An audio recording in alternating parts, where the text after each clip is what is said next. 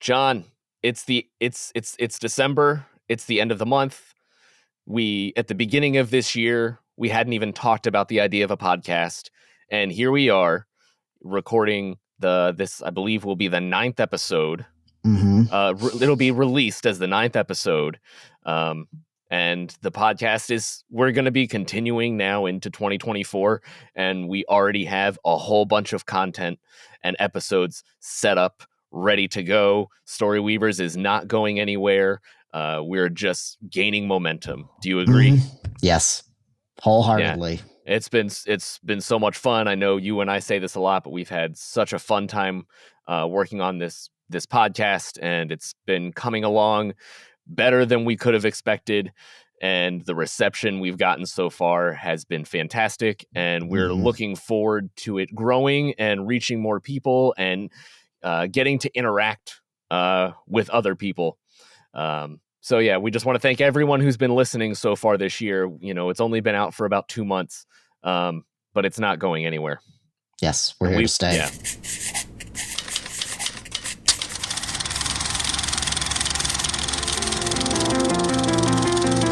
Hello and welcome to Story Weavers, the podcast where we discuss anything and everything story related. Here, we'll delve into inspiration, plot, structure, character, and dialogue. Be it in books, movies, music, comics, television, or anything else, we'll be covering it from conception to reception. We'll be discussing between ourselves as well as with other creators and fans about their experiences, routines, and techniques. Join us and find your next inspiration. We're your hosts, Dean Bradley and John William Worth. And this is Story Weavers. I like having the mic in the shot. Yes, and also blocking the fan. Yeah. Just very artistic here. Welcome to Story Weavers. We're your hosts, John and Dean. And this week we're going to be discussing the second book of the month. This time it's Johnny Got His Gun by Dalton Trumbo. Originally published in the late 1930s. 1939. 1939. Yep. And it was serialized in 1940. It is a anti-war novel, a very anti-war novel, about a soldier who wakes up in a hospital. And he believes he's blind at first because he can't see, he can't hear, he doesn't have any sensations, so he thinks he's in a coma. He's not even convinced that he's blind at that point. He realizes his head is wrapped in bandages. Yes. When he wakes up, he doesn't really realize anything's wrong. He just realizes he can't see. Right. And as the book unfolds, you start to realize the extent of his injuries as he does. And the book is split into two halves. The first half is him discovering his new body and his new state of being, as well as reflecting upon his life up until that point. And the second half of the book is him rationalizing his place in the war, which I believe was World War I in this book. It's never truly specified, but it was written around after World War I and just before the start of World War II. Well, before the U.S.'s entry into World War II. Yes, and it was said that, he his injury came from, like a mortar shell hitting him in a trench. Okay. I think it was a mortar shell hitting him in a trench, and that was trench warfare was quote popular in World War I. Not popular, just widely used. Widely used is a much better way to say that. Yes, it was. Everyone loved it. But yeah, the second half of the book is him adjusting to his new life, or to his opinion, the lack thereof, and him trying to escape the boundaries of that new life and the limitations. Yeah, a lot of it's just trying to understand how can he interact with his environment? How can he learn to tell time? How can he speak to someone on the outside with no arms, legs, eyes, nose, mouth, or ears? Exactly, which I think that's part of what makes the book so powerful and so relatable, because it brings these little, almost ridiculous details that you might not think of into full focus, like, someone who's blind, how do they tell the time other than being told it, for example, or someone who can't hear, how can they tell the time? It's little things like that. or just like even just the sensation of touch. If you no longer have hands and you can't touch something, just feeling it on your body, like when the nurse was like rubbing lotion on him, I believe. It's like those little things suddenly become so much more powerful and so much more important. And I think that's part of the power of the book, Right. or the story rather. Did we want to get into spoilers or I was leave actually it? just about to bring that up. This is going to be a spoiler episode. All right. You know, we've So been telling people if they want to read it, you know, for the last month they can, you know, if they want to skip over this episode and read it later or whatever, but we will be discussing spoilers because it's kind of hard not to talk about this book without discussing the ending of it. Yes, especially I'm sure you've noticed at this point that I'm very evasive about what the extent of his injuries are, as well as the ending of the book. We could discuss that later in the episode. We could, if you want, or should we could bring it up now, whatever. No, let's talk about it. Okay, so the blunt truth of the book is that the main character, whose name is Joe, I don't believe a name is ever given in the book, but in the movie it is. It is in the book. It is in the book, I mean, Joe. because when he's thinking about like his Flashbacks. memories and things like that, you know, people yes, say yes. his name. People say his name. Joe, essentially, like Dean mentioned, was hit by a mortar shell in the trenches in World War I, and he essentially loses both legs, both arms, and all of his face. Yeah, like so he his is face blind, is like deaf, mute, and I believe he lost his nose as well. So I don't remember if he. Yeah, so he is literally a sack of flesh lying in a hospital bed. So the only thing he can do is writhe around a little bit, and he can feel the nurse and the doctors touching his torso. And this is all unraveled in the first 100 pages of the book, and it's done. I'll get into this in a bit, but I knew going in the extent of his injuries, and it was still shocking to see each one slowly revealed over the course of the book. And it's all told from his perspective. So exactly. It's his shocking realizations, and you almost feel the numbness as it continues to go on, how he starts to just resign himself. Like, you know, the first, I think he realizes he lost one arm. The first, and it was like this big moment, and then he realizes he lost his legs, and then as they start to pile on, he starts to become almost numb, and it just starts to feel like this avalanche of misery falling upon him. And it's like, there's definitely this constant like pull and tug that he has with it, where he kind of goes, I mean, he's always, you know, upset and you know, depressed, obviously, but there are definitely times where whenever he focuses on something and tries to like solve a problem, trying to figure out what's going on, and there he gets kind of excited, and as a reader, like, you also get excited because you're like, oh my gosh, like what's he gonna try and do? What, you know, that was a big question I had going through the book. It was just like, where is the book going? Like, what, how, because I remember I knew the premise, but I was just like, what are we gonna talk about for 200 pages? Right. And I remember I kept it vague for you too. I didn't tell you many details about it.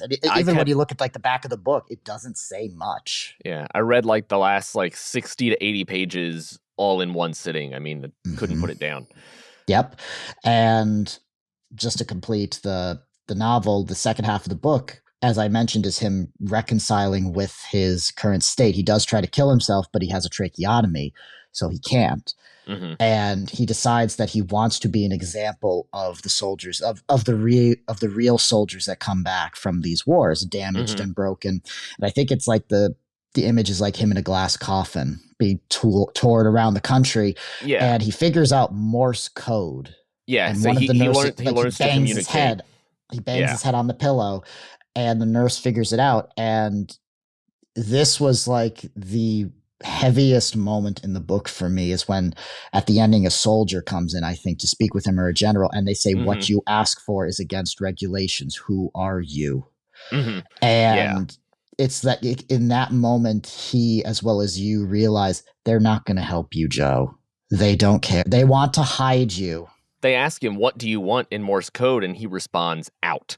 He's like, I want out. And then when they basically say, no, we can't do that, you go through this. The whole book is told from the perspective of his mind. It's first person. Yeah. Anything that's doesn't take place in his mind is literally just flashbacks of his life and him remembering his life and then coming back to the grim reality of his state. So, but they say they can't get out, and he starts trying to reason, why won't they let me out? And he goes, oh, well, it's probably too expensive. The care is probably too expensive. It's easier to leave me wherever I am. He doesn't even know what country he's in. He Right. finds ways to try and deduce it, but he doesn't know if he's in England, France. He's back home. He doesn't know how long he's been there, since he was able to start figuring out how to keep some sort of time or calendar. Right. Well, the Morse code lets it out because he's speaking English, and they know, okay, he's American and they can speak English. So wherever he is, but it's this giant void that he's trapped in, not just in himself, but just in general. Like it's like, and it's terrifying if you put yourself in those shoes. Like you are literally just a lump of flesh, powerless. And the one little bit of power he suddenly gets is kind of like shooed away to an extent. Like, okay, basically, because that's when the real kind of political anti-war part of the book comes out, is when they're in there and asking him what he wants, and he says out, and he goes, he's thinking, it's too expensive. I know what I can do. He was like, I want to make sure no one else ends up in the situation I am. People need to know, what happens in war. And he said, I'll be basically like a traveling zoo. People can come pay and see the freak. He goes, but hopefully, people will realize I wasn't born this way. People made me this way. People I don't know forced me into this situation, kind of thing. And that's where a lot of that starts coming in. And he starts tapping a lot of that out in Morse code and all of his frustration. And that's when they were basically like, no, sorry, you're going to be here. That's not the message we want the people to know. Exactly. Yeah. And that's the true anti-war element of the book. And that's the part that got Dalton Trumbo in so much trouble after its publication, because, the idea of, you lay your life down for your country, and here's a book that says, this is the price for that. This is the reality of it. It's gruesome. It's horrific. And guess what? The people at the top, you're a pawn. You're a foot soldier. They really don't care. They want to keep that image of a glory. It is different to note nowadays too that at least in the U.S., we haven't had an active draft, I don't think, since World War II, if I'm not mistaken. Right. But the reason he was taken, was because he was drafted, and his girlfriend at the time, who he remembers, he basically says she's immortalized in his mind at 18 or however old she was, because that's the last he's ever going to know of her, and it's the last she ever knew of him. Right. But she begged him not to go. She says, you're going to die. And he was like, oh no, I'll be fine. They know what they're doing. Right. I want to go fight for my country. It was like, to me, it was that kind of thing. It was the contrast of the blind patriotism of, serving country, helping your government, followed by the growing sentiment in the 50s and 60s that the government doesn't always have your best interests in mind. So, and they're using you. And, you think about it, he suffered a fate that could be considered worse than death. He is trapped, and he's going to go mad. Because he's trapped with his own mind. He wished they would kill him. That's what he couldn't under. Oh, go ahead. Go. I was going to say the very ending of the book is him essentially giving up and shutting down, and just kind of like the narrative for the first time kind of leaves him and goes into like this weird omnipotence. And like the final lines of the book are just like, point the way, you rulers of men, and we will point the gun, or something like that. And it's like just the thought that that's how it ends for him. He ends just shutting down, and it's just terribly depressing. Because he asked for them to kill him. He was, because he's like, what? This isn't a life. There's nothing you can do, and they wouldn't even give him that mercy. And that's when he realized, like, they don't care, who I am. They don't care what I am. They don't care what I came from, but they're keeping me alive, and the doctors are impressed. That's like, what matters. Yeah, it's like this is a sign of how resilient the human body is. It's like, great, but think about what's going on inside the mind that's still preserved. Yeah. But so that's the outline, and I guess the general direction of Johnny Got His Gun. So let's get into a little bit of what we know about Dalton Trumbo and Dalton Trumbo's life, because that influenced the book. It influenced his writings leading up. What's it called? Tale of the Arcs, yeah, which was basically about someone who works in a concentration camp in Nazi Germany, and he Mhm. basically tries to get in the person's head and tell a story from their mentality. And obviously that was, and probably it would still be today, you know, very, Yes. very controversial. So Mhm. that didn't help. But, you know, No. then he got in, he wrote this. He was a member of the American Communist Party. Yep. He he And was as I mentioned, he the book spoke was before published in Congress. 19. Yep, and the Yeah. book was published in 1939 and serialized in 1940, and I believe it was the Communist Party USA magazine.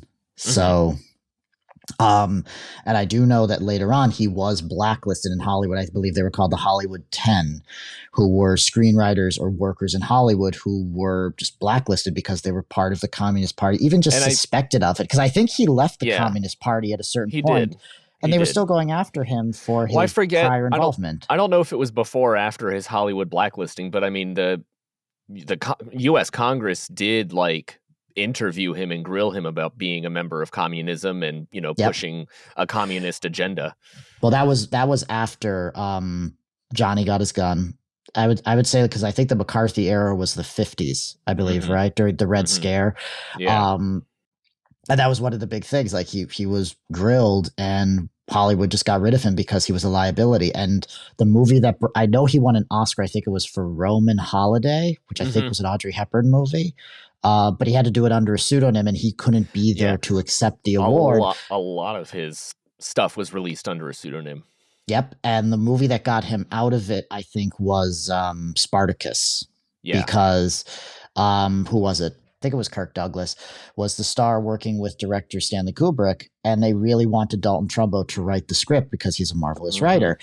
Except because of the blacklisting, the studio didn't want to have his name on the movie. So Stanley Kubrick said, "I'll take credit for it." And I guess Kirk Douglas was so angry, rightfully so, at that Hmm. statement that he said, "Nope, put Dalton Trumbo's name on it." And they Yeah. said that movie essentially ended the blacklisting era. Like all the blacklisted actors and producers and writers started coming back, because it's like, yeah, no one cared that Dalton Trumbo's name was on the movie. Like, because Right. by this point, I think McCarthy was irrelevant. Like they realized that what he had done was horrible. Hmm. So, but that's a little history about that's the history I'm most familiar with Dalton Trumbo, Yeah. the Hollywood side of him. But Um, then yeah, again, we might as well, while we're talking about that, you know, he produced and directed the film Johnny Got His Gun in yep, 1971, 1971. over Yep. 30 years after its original publication. And it's very, very true to the book. I mean, it's one Yes. of when it comes to film adaptions, it's one of the truest, just in Mm-hmm. terms of being faithful to the book and keeping all the scenes in there. And the cool thing about it being done by Trumbo himself was he was able to do things in the film that wouldn't necessarily have worked as well, you know, in a novel.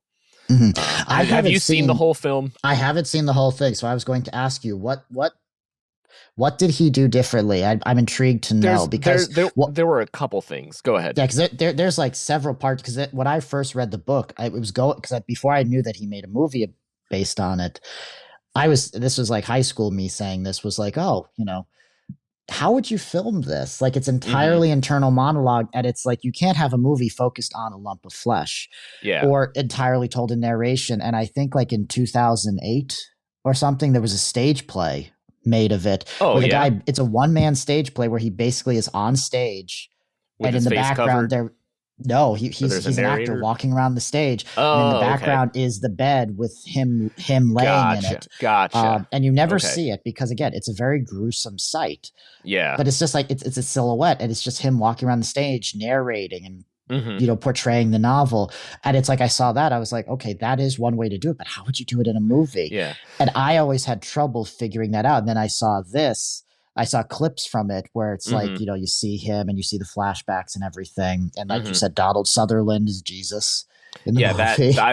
that cracked me up, you know, just used to Donald Sutherland playing different roles. And I was like, oh my gosh, I was not expecting Jesus. Donald Sutherland to be Christ, you Yeah. know, in this. Yeah. But no, it was good. Honestly, I was expecting it to be, I was expecting both the book and the film before I got into them to be a lot gorier just because of the subject matter. But they're not at all in the film. You never see his face. You never see any of his injuries. You see his forehead and you see his chest, and that's about it. But there were a couple things about the movie that I liked that he did kind of change a little bit. There was a scene in the film that I don't believe was in the book, where the nurse realizes that he's like asking for death, and she puts like a clip on his trachea tube to cut off his oxygen supply. And while that's happening, that's when, the general comes in and says, you can't do that, and basically kicks her out, closes the window, and just kind of like leaves him in there by himself. There's a scene in the film in the bakery. Right. It's a flashback from when he worked at the bakery, and his manager stands there at the front trying to get everyone's attention. And he goes, "I'm the boss. This is champagne. Merry Christmas." But he says it over and over and over again as the whole scene plays out, as everyone else is talking constantly in the background. That's just going on. "I'm the boss. This is champagne. Merry Christmas." And I think he's kind of alluding to the fact that he's the boss, or, and the people who made this decision to send these people to war, they're celebrating, they're having a good time. They're not the ones on the front lines risking their lives. They're in the background for things like that. But yeah, it was a really, really fun scene. And one of the other things I also really liked in the film, so the scene from the book where the nurse she kind of like realizes that he hasn't done the Morse code yet, but she realizes that he's conscious and he's aware of what's going on around him. She kind of touches his forehead, and he nods his head. And it's when she starts writing around the time he starts writing Merry Christmas on his chest. So yeah, I think this all is around the same time. And then when she realizes that, she kind of, she's trying to figure out what she can do for him. And so, she pleasures him in the book. And it's not graphic. It's more implied than anything else. And I was curious to see how that scene was going to be in the film, because it's kind of the only instance where someone's able to give him any sort of gratification, not just sexually, but in any way. But just writing Merry Christmas on his chest. He just, but that happens in the book, and they have that scene in the film, but it's very much just kind of implied. There's no like crass motion of her arm going up and down under the covers or anything like that. It's more just, it's sensual, and it's very it's heartfelt. It doesn't come across as gross or anything like that. So I think kind of just the way he portrayed that scene in the film was really nice. Okay. Yeah, because I guess I haven't seen the whole thing. I've just seen clips of it, and I've seen the Metallica video, of course. Right. Yeah. So for those listening, let's talk about that. For those listening, it's Metallica's music video for their song "One." Yeah, I was gonna say it's off the album "And Justice for All," which came out in 1988, I believe. Yep.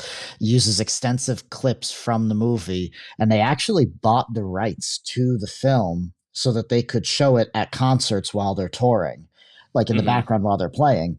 And Dean, you actually mentioned you're familiar with the background of how that music video came to be. Yeah, so I looked into it because I knew.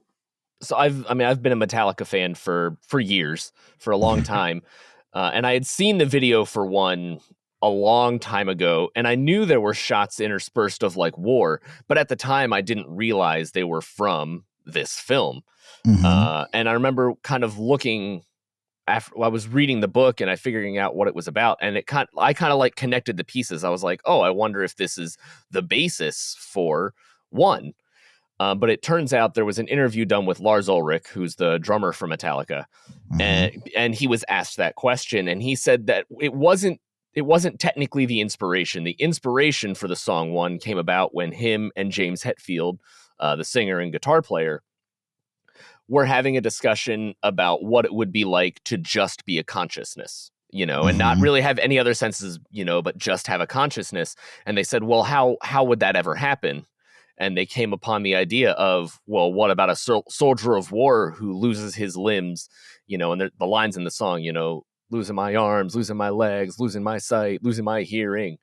So like that's how the idea of it came along. And then I don't know if they were already familiar with the film or if they happened to see the film after they had written the song and were just like, holy shit, this is exactly what we wrote this song about. So it's kind of a cool coincidence. And it came out, less than 2 decades after the movie was released. But that was not Metallica's first anti-war song. On Master of Puppets, they had a song called Disposable Heroes, which is basically exactly what this book is about as well. Disposable Heroes. Yep. Yeah. So it was kind of fun to see something like this, making it into my wheelhouse in, the metal world. Well, it just shows how influential the book was, because before it was introduced to me back in high school, I had never even heard of it, but then I read the book and I started just seeing like little signs of its influence. One of them being the music video, another being the film. And then you also hear like people still talk about it every once in a while. Like I'm living in Arizona right now, and I was at Savers a few years ago and they had a copy of Johnny Got His Gun on the shelf in Savers in Arizona. And it's like, oh, okay, that's not something I would expect to see here. Right. It's a very anti-war, pacifist novel. So it just shows its influence, I would say. Yeah. I discovered it last year. I read a book called Thomas Young's War. Yes. I had found out about that book. Eddie Vedder, the singer for Pearl Jam, who is an activist as well, he got to know Thomas Young, who was an American Iraq war veteran who became paraplegic as a result of his service in Iraq.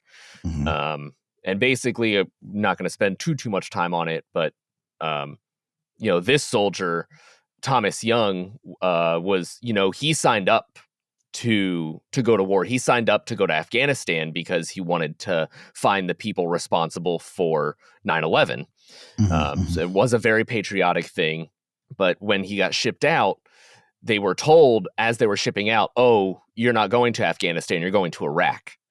And nobody understood why they were going to Iraq. And him and all of his comrades were basically saying, well, this isn't why we signed up. Like, this isn't why we're going over here. Why are we going there? And it was basically, the book was written, I think it was written by some friends of his, maybe, just kind of about his life and his experience being a paraplegic and his experience in being in war. And it was a similar kind of outcome that Thomas Young ended up having was, who am I? Like, what was the point of me doing this? I signed up for one thing and they sent me to do something else. And now my life is nothing. It's very expensive for my care and all of this. And they're not taking care of me. And it's just the concept of, which this book also wrestles with, the idea that you realize all of this work and all of this pain was essentially for nothing. And it's like, that's the worst realization, especially when, like in this World book, War II happened Thomas Young, right after. it costs so much. Yeah. And so that's the thing, like the historical elements of the book. This was published just before World War II. So and this was just before, what was it? I think Pearl Harbor happened just before the U.S. entered the war. So the idea of an anti-war novel portraying war for the gritty, violent thing that it is, being published just before to me, like World War II was justified, our entry to it, because there was a lot of evil we were fighting. I could see why people were like hated the book at the time. And I mean, at least to recount my introduction to the book, because I mentioned I learned about it in high school. At that time the US had just entered Iraq, 9/11, and we were in Iraq and fighting this, what was people were slowly realizing was an endless war. Yeah. And I think it was in like 10th grade or 11th grade, a girl named Gabrielle, who we all called Gabby, she just was reading this book, and she just pulled me aside at some point and she said, John, you got to read this. She was, because she knew like politically we were kind of aligned. Right, Like what was almost going everyone on. in the school was very, very aware of the war, very Right. attuned to it, and very much against it, especially since like one of the seniors who was 2 years ahead of us, he enlisted, and then we found out about a year or two later he'd been killed. Oh, jeez. So I didn't know him particularly well, but it was just like one of those shocking things that's like, Sure. yeah, Definitely. this is war. But no, Yeah. Gabby introduced this book to me, and she told me nothing about it. All she said was it's this guy who basically has his body is destroyed, and that's it. And I read it, and at first I read it like I was a teenager. I was like, okay, cool, it's going to be graphic, and it's going to be. And then I was reading it, and just like how you said, the book is not gory, but It's a very psychological, and that psychologically made it heavy heavier. book. And Yeah. it's like it made such an impact on me as a creator, but also as someone who like looks at the world, empathic, seeing other people and like realizing like, yeah, this is what it's like coming back from the war, even if like this is extensive. And, right. this is over the top. This is an extreme case, damage. but it happens. Exactly. PTSD. I mean, we talk there, I've always heard stories, even after World War II, of all the soldiers coming back. And it's just like how with the enlisted men, they would use, my dad told me this story, they would use the same soldiers over and over again for all the operations. And their logic was Flight Catch 22. Not quite. They didn't want to damage everyone. Once they had people, they wanted to keep it contained. They said, if they're already seeing the horror, we don't want to spread it. But then those people had to come back to the real world, and the real world was not forgiving to them. Right. So it's like that I remember reading the book in high school, and it's like I said, that ending just hit me like a shovel. And I remember just telling Gabby afterwards, it's like, you were completely right. Yeah, and it subverted expectations big time. 100%. Yeah. 100%. But actually, going back to Thomas Young real quick, I found out about the book because I believe it was Thomas Young's mother started doing a lot of activism against the Iraq War, and someone told her to read Johnny Got His Gun. And she read it, and it hit so close to home that she started taking that out to her rallies and where she was doing activism, and basically she was going up to mothers of soldiers or talking to people who were talking about, enlisting in the military, and basically saying, read this book first and let me tell you what happened to my son, kind of thing. So I mean, it's definitely been used for political reasons. I think that's something Dalton Trumbo would probably be quite proud of, because I believe that was part of the reason, he wrote the book. Well, it was. I mean, it's been a while since I've read the introductions to the copy I have, because I still have the same copy that I read back in high school, yellow pages and all. And there were two introductions, one just after the book came out, and it won the National Book Award, which the initial reaction to the book was very positive, because this was a year or two before the U.S. entered the war. Right. And, it was this kind of happy introduction of, okay, I wrote this book. And then the next one was written around the time the movie came out. And it was him reflecting on being blacklisted and the government hating him. And there's a reference in there to one senator or some governor somewhere getting, like, he said the book was called Johnny Get Your Gun. He couldn't even get the title of the book right. And Dalton Trumbo made that a point, saying these people don't even know what the book's really about. All they know is it's anti-war, it's graphic, it's all the things they don't like. Yeah, but it's not as graphic as you would think. It's almost it's heavy. The topic is very heavy. Right, but I but wouldn't it's a say lot like graphic. The fear mongering. It shows you that the fear mongering we still see today in many ways was there then as well. Oh yeah. It's just, it took a different form. Like, instead of going like Fox going after the Mass Effect games because they have sex in them when it's a couple kissing scenes, it's the same thing with this book. They had no idea what it was about. And again, it wasn't in their best interest to have something like this on the shelf where normal Americans who should be enlisting could see it. Which goes back. Oh no, go ahead. Books I was going to say, the controversy of the book.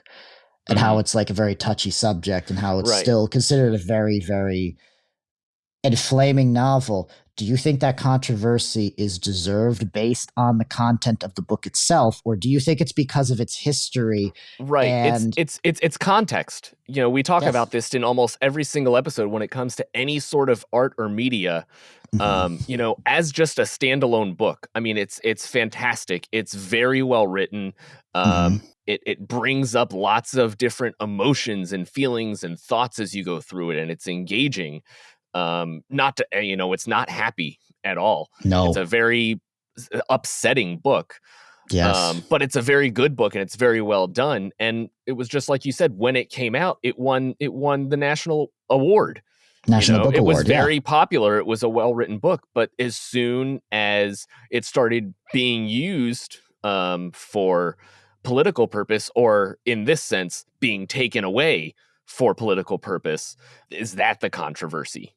Is you know, what is the Right. controversy? Is the controversy the contents of the book? I don't think so at all. You know, Neither do I. there are a lot of books out there about soldiers of war. This happens Mhm. to be about one of them who had a terrible experience. Right. You know, And and I and it is fiction. exactly. I mean, it was probably inspired by vague things that happen in real life, like someone who lost Sure. like both legs and both Yeah. arms, for example. Well, Dalton Trumbo part. probably saw that story and was like, Hmm. what would that be like? I was gonna say a lot of the flashbacks are very autobiographical. You know, Hmm. Donald Hmm. Trumbo worked in a bakery as a kid. Hmm. You know, and there, I read a little bit about that, and yeah, a lot of the scenes, I think Hmm. probably a lot of the relationship with his father in the book, a Very lot of that's probably autobiographical. autobiographical. Write what you So I know. just wanted That's to what they point that say. out. Yeah. Yep. Hmm. No, I agree with you about the context thing because even the book's message, if you think about it, what's it saying? War is horrible. That's something that everyone knows. Yeah. That whole concept of, yes, war is evil, but then all of a sudden, when a war is presented, it's supposed to be in your best interest to go fight.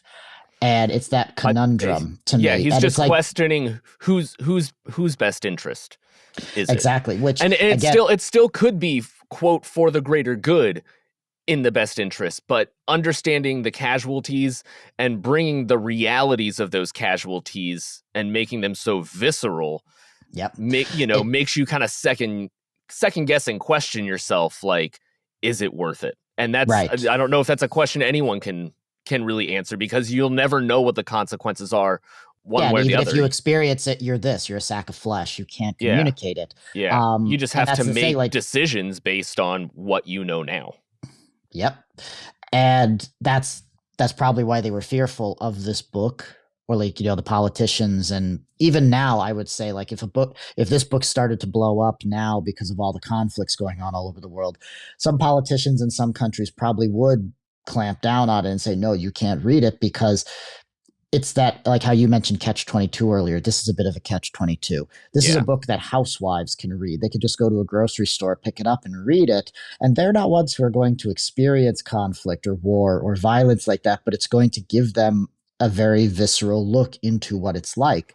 And the Right. fact that it's almost a century old Hmm. tells you that it does have a lot of staying power. This is a book that, another 100 years from now, if the human race is still around, we're doubtless going to be still fighting each other. It's still going to have the same message and it's still going to mean the same thing. So it's that catch Hmm. 22 of people are violent, maybe not inherently, but they're driven to conflict. Yet we all know that it's evil and that it's wrong and that it's horrible. Right. So, and you're stuck somewhere in that middle. And it's like, It's that's why it's the dichotomy of it. at the end of the day, that's part of the reason to me why the book, sorry, I'm ranting, but it's like No. the book, like why it stuck with me and hits so hard, because there is no right answer to that question. It's like, Hmm. do you defeat evil, but you're going to Or do destroy, you suffer the consequences? you're going to stop, because it's like, yes, you might defeat evil. You're going to be a horribly broken, mangled thing by the end of it. And it's like, what do you value more? And to each individual, there is no wrong answer, but there is no right answer. And Yeah. that's part What of what that's drives people crazy. Yeah, and that Yes. was part of Trumbo's point too, I think, was just that he was like, I'm a person, like I have a history, I have a past, I have a life. Hmm. I'm not just a pawn. And what I want to tell, all of these people before they make the decision to go is to understand that like you still have a choice.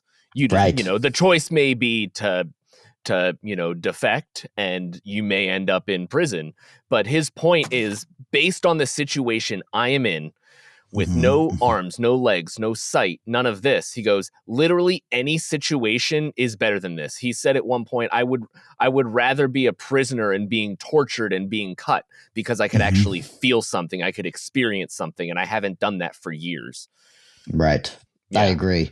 But the Um, other thing I wanted to bring up, so concurrently while I was reading Johnny Got His Gun, I'm still reading it. I'm reading a book by Karen Armstrong called Fields of Blood, mhm, A History of Religion and Violence. mhm, And I'm not going to get too into it, but as a historian, one of the things she points out, she goes back to early ancient human civilization and, basically how agrarian civilization came about. And wars, they're almost always started for resources, for lack of resources, or wanting more resources to collect for yourself. And she basically said humanity would have never built civilizations uh, without war and without mhm. violence.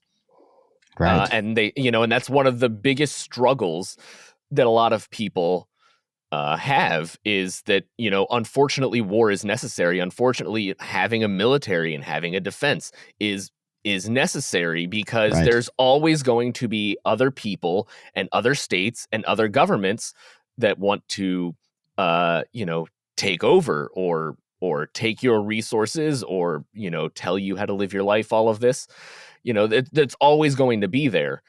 So it's that very difficult, dichotomy. Yes, war is terrible. Killing another human is terrible. But at the same time, like it's going to happen. And you kind Mhm. of just have to accept it, as horrible as that sounds. Right. Um, and you cannot support it. You cannot Mhm. support war, but but at You the will same still pay time, a you also price. have to understand that there are consequences both ways. Right. You know, Like how I said, there is no right answer, there is no wrong answer. right? But Yeah. all there is, and this is a very nihilistic standpoint, but let's face it, the book is a nihilistic Oh story. yes, It's a very very much so. depressing story, is that there's no winning in this. Right. And it's like, yeah, there is no winning and there is no right answer. It's like, even if you escape it, like you said, even if you become a like the people who fled to Canada to escape the draft Hmm. in Vietnam and such, there's a name for the draft dodgers. Yeah. Okay, you still lost your home. You can never go Right. back. Right. And even if you do go back, there's always going to be that feeling. Like, I believe it was the author of Neuromancer, a famous science Hmm. fiction book. I forget. I think William Gibson was his name. He was a draft dodger. And I don't think he would have ever been drafted because I think he had a medical condition I read somewhere. But he said it was the principle of the thing. And it's just that whole idea that it still feels like you got cut out of your home. And even when you Hmm. go back, you don't really belong there anymore because it feels like a betrayal. Right. And again, that's why, like a lot of good art, this book doesn't give you an answer to anything. It's not No. trying to solve the problem of war. It's not trying to find peace, even though like there's the peace sign on the cover of the book. Right. It's It's just not trying bringing to, the reality of war. and then it's laying it in your lap and saying, what are you going to do? What do you feel? And Right. again, that's probably another part of its lasting power, is the fact that it doesn't hold your hand. Well, it holds your hand until the very end, and then it lets you go. Like as soon as Joe shuts down Hmm. and It basically basically just, it tells it's all about identity. it is. And it asks that question. What are you going to do? You've read this story. You've seen the pain. Yeah. This is what it's like.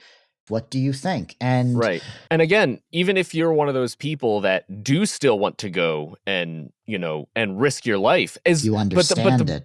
but the, like I was saying, the big difference was, back in World War One, it was a draft. He didn't have a choice. Right. Our military nowadays, our modern military, they do a lot of recruiting. but at the same time, there are also a lot of military benefits, And also there's a housing lot more and technology on our side now with drones and unmanned aircrafts of all sorts. It's like you don't really need that many boots on the ground anymore. It's more like a romantic idea at this point when people are saying like, oh yeah, we're gonna right. have boots on the ground in the Middle East. It's like it's not as But that necessary. yeah, but that also raises the question, of taking the humanity out of war, Right. because now you're going and killing people, and There's that you don't, detachment. yeah, the detachment. You don't have that visceral experience that would maybe keep you from doing it in the future. you Right. know yeah, That's why it's that's why a lot of the people came back damaged because they got to see what it looks like when someone's skull is blown apart and they see the insides dripping out. It's like it's a horrific sight that either scars you or changes you, and when it changes you, it's usually not for the better. right. Um, Now, like you said, it's becoming much more like a video game to an extent where it's like, oh yeah, I can kill all these people and it's fine because I'm not actually doing it. I'm just telling a machine to go do it for me. War, as I said in that video I made earlier, war is just, it's so complex. There's so It many moving is. factors, and if in an ideal world there wouldn't be war. But there's limited resources and there's a lot of people that need them. And, Mm-hmm. as human race and human civilization continues, a lot of that is being concentrated ever more into the hands of a few who are, dictating all of it. Right. Exactly. It's being concentrated on the top, and like how you mentioned earlier, the like the recruitment. That's another Hmm. thing that I clearly because I saw like Fahrenheit 9/11, I believe it was. Yeah.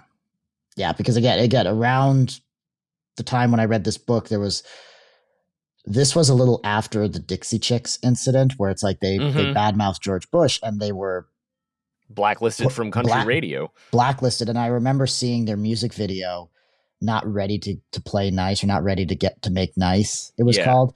And I'm not a huge country fan, but I remember watching that music video before school one day. Hmm. And it's like the messaging could not be clearer. They're just giving a big fuck you to all the people who hated them and said, this is what freedom of speech is. I can have my opinion. And Right. war is bad. It was this whole romantic idea of, well, if you don't support George Bush and you don't support the Iraq war, you're just not American. And it was just like, again, how you were talking about like the dichotomy of things. It's like you either are or aren't. And they're like, no, it doesn't have to be that way. And the whole idea of war is just bad. That should always be the last resort, especially when the Iraq war came to an end and you came to realize, like, and this is my opinion, so I might infuriate some people by saying this, but the whole point of it, there was no weapons of mass destruction. Bush quietly admitted it many years later with Obama. And you found out that a lot of it was because we wanted the oil and Saddam Hussein threatened Bush Jr.'s daddy at some point. So this was just a revenge tour. That's why, like how you mentioned with Thomas Young, suddenly everything went from Afghanistan to Iraq. And no And for one knew all those why. years, bin Laden was hiding in what was it, like Saudi Arabia? And Pakistan. Pakistan, we couldn't go in to get him. And he was actually on a flight at some point. But because he was with some princes, we wouldn't shoot the plane down. And it's like all of this was just falling in on me and us as teenagers. All of these facts, because the internet was a thing, it kind of showed the fallacy, is that the right Yes. word, of war, like Yes. the veil they put over Hmm. it, like it's this big noble thing, but then you're just seeing greed, revenge, anger, like that you just saw the pettiness of some big, sorry, weak men with thin Yeah. skin. And that was a long way to get to the point, was with that how you mentioned the recruiting was aggressive at Yes. that time. Like it was borderline a draft. Like I remember a clip from Fahrenheit 9/11, and they did it in my hometown too. They would, if you were a teenager, they would follow you and say, like, don't you want to fight for your country? Don't you want to stand up for American? It's like, I'm going to college, buddy. Yeah. Like I'm an American, but I want to learn things. I'm also like 17 years old Yeah. and seeing things like this, like Johnny Got His Gun, seeing the movie and any anti-war stuff, it turns you off from wanting to not throw your life away, because the military is a great thing to do if you want to, Right. but it also makes you realize, like, look, if there's a war and you actually have to go over there and fight, It's not good. Right. So Yeah. anyway, that was my tirade, and yeah, lower curtain. But you There know, it's was, just it's a book that seems so simple in its premise. You and know, it's the not that thought long. It's like 200 pages. of a man who is conscious, um, but can't really communicate with the outside world. He's stuck where he is. Mm-hmm. Um, but there's so much in there, Right. and it's so it's you know, war is a concept that will always be around as long as human civilization's around. Mm-hmm. And so this book and its message will always be relatable, whether you agree with it or not is irrelevant, Right. you know. It'll always be relevant. There was actually one last question I did want to ask you, since you saw the movie and you read the book. And Dalton Trumbo was the author of the book, obviously, as well as the director and screenwriter of the movie. What do you think went through his mind? And why do you think he made the decisions he did when he was adapting and directing and creating, taking something that was purely psychological and then putting it in a visual medium? And do you think he succeeded in that? I think he succeeded very well. You know, the character of Joe, there's a faceless narrator basically, for his character, for his consciousness and his inner thoughts. Mm-hmm. Um, so there was always something active going on screen. Usually, Mm-hmm. I mean, there were some shots that were like just him laying there and him speaking, but there was almost something going on screen. And the what he was able to do with the film that he didn't really do in the book. And again, I don't know if this was a creative decision specifically for the film or after the book had been out for a while and he had digested it, you know, for years in ways maybe he could have improved it, because as Mm-hmm. we know, as artists, you know, you're never done. You know, Right. you know, you have to find a point where it's good enough and put it out. But you know, it's never done. It's a never ending process.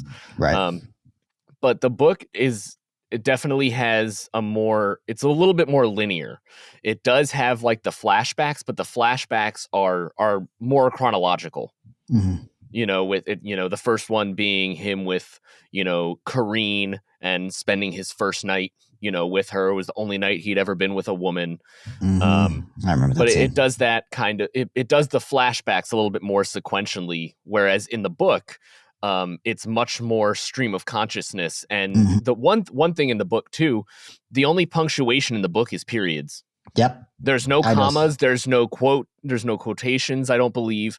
um There which are quotations, but there's no it's commas. only There's no. Yep. okay. Okay, so I guess there are quotations when other people are speaking. Mm-hmm. But there Mm-hmm. are no commas anywhere in the book, and that is to show the stream of consciousness style. And so I think having all the flashbacks in different times works better in the book, Yeah. because the whole point is it's just his mind going where it goes depending on what he's thinking about at the time. You know, is he trying to figure out what time it is, or you know, the nurse touches his head and that reminds him, you know, of this, or he, Mm-hmm. you know, something happens and he remembers, you know, the incident of the fishing rod with his dad, or he remembers the day his dad died, and things like that.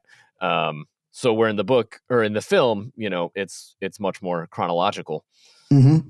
And do you think, this is another question I came up with while you were speaking? Because the movie was made roughly 30 something It years was after the book came 32 out. years after the original 32 years. publication is when the film premiered. Yeah. And of course, during that time, because he was blacklisted from Hollywood, he was part of a congressional hearing. There was all the controversy, the pushback for the novel's anti-war stance. Obviously, that colored the film adaptation. Like, I read one brief blurb between a doctor and a nurse, or no, a doctor and a priest. And the priest says, "I'll pray for him, but I won't risk jeopardizing his faith."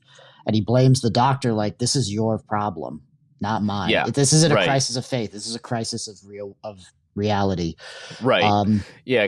Yeah. do, I don't think that was in the book either. it I don't wasn't, think there because is. it's all Yeah. told internally. So that's the thing. The movie Right. made it external, which I'm not sure how. It's a different story at that point, because the book is very much focused, laser focused on a single Yeah. thing. The movie has to be that's part of that unfilmable thing that I I remember hadn't thinking really when I was I hadn't younger. really thought about that, but I mean that's a good point. Mhm. And maybe this was Donald Trumbo's way of kind of showing like this is what was actually going on while he was in the bed. Right. This is this is more of kind of the behind the scenes, not just what he was able to infer by the sounds of steps of people walking in, trying to figure out who's in the room and Right. why they're there. We're actually seeing what's happening, Mhm. as more of a certainty. And I think the scene with the priest was interesting because it was basically these army generals seeing this soldier in this state, and they're trying to find some way to justify it and make themselves feel better about it. And the Yeah. priest was basically like, that's not my issue. Right. See, That's your problem. that's the one thing I was going to say at first, was that making all of the going outside of Joe and seeing what was going on around him could dilute the power of the story as well as the message. But Dalton Trumbo, being the original creator, he was still Yeah. very conscious of how, of making it so that even when you see the people outside, you still see the hypocrisy. You see Hmm. the kind of like the lust for carnage to an Yeah. extent. And the fact that these men needed to make themselves feel good. It's like the message is still there. It's just now it's spread out. It's just presented differently. Exactly. Yeah. But what I was going to, sorry. I was just gonna say, well, and the other thing that about him being both the author and the producer and director of the film is, usually when a book is adapted to film, directors want to find a way to make it their own. They want to put their stamp on it. But in this case, he didn't have to do that. He didn't have to say this is my film, because it was already his book. It was already his story, and he was able to just add on to it. And so there's no questions about like, oh, I wonder if that was a good, creative decision in terms of, the reality or the truthfulness, in quote, of the story. But it doesn't matter because it is Dalton Trumbo's story. So it 100% is all the decisions that were made were 100% Dalton Trumbo. Mm-hmm. Well, that's fun because I was actually reading last night. I was looking at like the trivia about the film. A director named Louise Buñuel, I always have trouble with the name, was supposed to direct it originally. He was known as a very like experimental filmmaker, a very inventive one. And he has a very, very interesting visual style, and he tells like very strange stories. Kind of like Kubrick. Exactly. Let me just see, because I think, yeah, The Discreet Charm of the Bourgeoisie. I watched that movie when I was in college, and it's this very comedy, very weird movie showing like people just trying to have a dinner, and it's always interrupted by like a political revolution, a bunch of animals walking through, like just all these random things. And it's like, I remember I read that trivia last night. I was like, that would have been really interesting to see him make the movie version of it. Yeah, exactly. Because Dalton Trumbo's version is one, but then seeing someone take it and move it somewhere else and say, okay, no, I want to be like this. I just imagine something like Eternal Sunshine of the Spotless Mind, like the like Jim Carrey and Kate Winslet going in and out of each other's minds. And it's, but now what I also wanted to ask was, what do you think the movie would have been like? And do you think it would have been as good if it had been made soon after the book had come out in the 40s? I gotcha. I don't know if I have an answer to that. I don't know, because I wasn't around in the 40s. I don't know what the sentiment would have been. Well, remember at the time, like say a year after film, the book had come. I don't know how popular was film. At that point, how many people were everyday people going to the movies, or it was only or you know what I mean? Yep, everyday like people. I don't know how many people would have experienced it versus how many people. I feel like books were more easily accessible back then than films were, because you had to go to the theater, whereas nowadays they're both very easily accessible, and films are shorter and take less time to digest. Not necessarily. So books were still a very popular thing back then, because they could do things that that's movies my point. Couldn't show.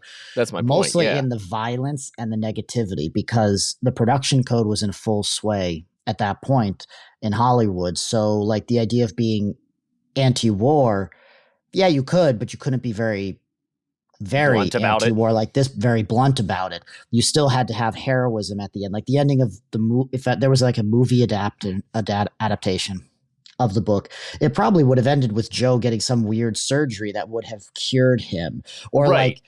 like the idea of him wanting suicide, it's like or wanting death, it's like the production code would have immediately said you can't show that. Yeah. So it almost begs the question, like, did Dalton Trumbo ever think I would love to know if he ever thought about this being turned into a movie in the 40s and I would assume he did, because he was involved. I mean, oh yeah, he was involved very early on. He was writing for a long time, and he had a lot of writings that went unpublished for a very long time. Oh yeah. But he was well invested in the film industry. So I would imagine, even as he was writing the book, he was probably thinking, what could this scene look like? Yep. You know, I don't imagine, you know, I assume whenever you're writing your books, you know, you see them as films in your mind, and then you're basically writing out, you know, what you see. Oh yes. In a sense. Yeah. Oh yeah. I had a poetry professor once literally tell me that the paragraphs in my book, in my stories, and the lines of my poems were literally shots. Yeah. Like she said, like I could see it, like how they were cutting between different shots, and you could even see dissolves, like how the lines would go in or something. She was like, you could see that. It's like you have a filmmaker's mind. A filmmaker's mind, but I tell everything through the written word. Right. And that's why I think Dalton Trumbo was successful in both fields, screenwriter and author, because he understood that like what you could do in one, you can't do in the other, but he knew how to translate it or when to cut, which is good because that means he was okay being ruthless with himself. Like he was okay. Oh, I love this part, but it won't work. I need to cut it. So, but that's the mechanics of it. Yeah. Though I will say, I think the vast majority of scenes in the book are in the film. You know, there's a couple small things added. A lot of the dialogue is word for word, which also leads me to believe that he was imagining it as a film when he was writing, because we've talked about that before. Oftentimes when you're, you know, writing a script for an adaptation or an adaption, however you want to say it, my dad and I were arguing about it, and both are correct. Both are correct. They both are correct, yep. But when you're adapting a book into a film, oftentimes the dialogue can be very awkward when it's directly taken off of the page, you know, so it has to be changed. So, you know, to work with the actors, to work with the setting, to work with the feel and tone of the film. But in this case, he didn't have to, for a lot of it. He had it all in his head. Yeah. We'd like to take a brief moment to thank you for listening to Story Weavers. For the enjoyment of our listeners, we want to keep this podcast ad-free and uninterrupted. If you would like to support us further, check out our options on Patreon. Plus, subscribing will get you behind-the-scenes content, bloopers, access to Book of the Month polls, and more. We appreciate any and all support. Now back to the episode. So this concludes our discussion on Dalton Trumbo's Johnny Got His Gun. We hope you enjoyed reading it along with us, or if you didn't, we hope you enjoyed the film or you enjoyed listening to this episode. However you choose to interact with us, we're just happy that you're listening. For January 2024, we are going to go a completely different route than we have the last 2 months. We're going to stick with a shorter title like we did this month, but we're going away from war. We are going away from heavy topics. And we are moving into the realm of fantasy, but not fantasy in the typical sense. We're going to be reading a book by a young author named Becky Chambers. We're going to be reading A Psalm for the Wild Built, which was released in 2021. It is part of an ongoing series that she's writing. I believe there are 2 of them out now, and the series is called Monk and Robot. And the book, it's childlike, it's heartfelt, it's a feel good book, and it's about this young man who's a monk. He sells tea. It's kind of a post-apocalyptic Earth. After we've gone through all of our, you know, technological advancements with robots and AI controlling the world, and this is after the downfall of all of that, and we're seeing, you know, a lot of greenery. It's interesting because it kind of harkens back to earlier times, you know, before electricity. And so this monk kind of wanders off on his own and meets a robot from the past, basically. And it's about their journey together and learning about, you know, each other. It's a very touching book. It's a quick read. I've listened to the audiobook. The narration was great.